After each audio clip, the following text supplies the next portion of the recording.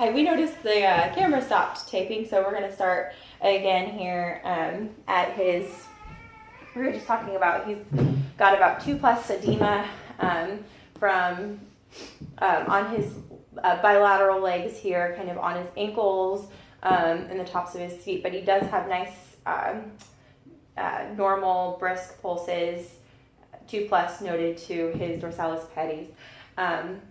We don't have any hair loss noted, any pallor, any cyanosis noted, no redness. I don't see any breaks in skin where that could be peripheral vascular disease. I also don't see any types of ulcers, so I don't think he's got any PAD.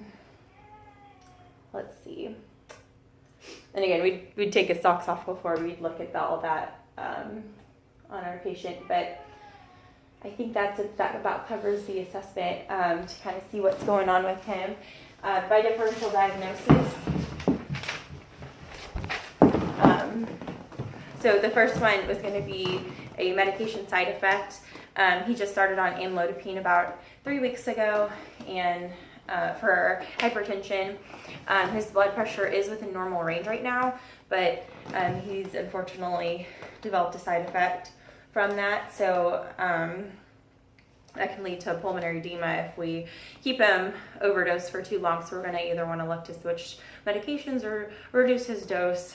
But the other two differential diagnoses for his bilateral lower leg swelling would be CHF, specifically right-sided heart failure, because it usually occurs at an older age.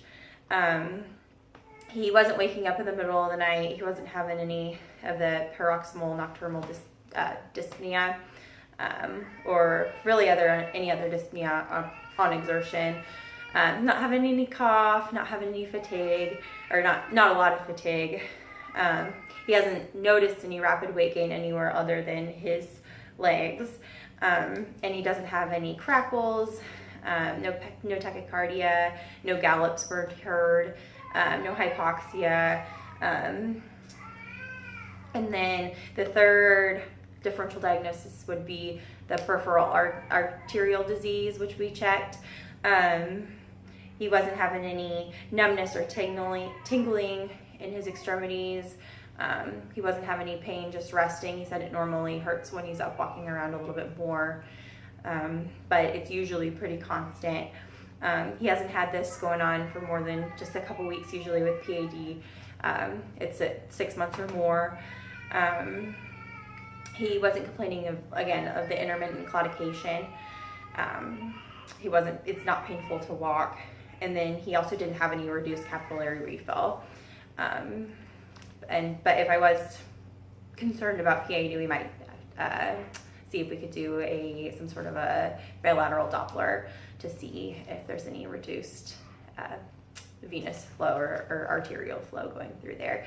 So those are my differential diagnoses, and thank you so much for coming in. Thank you.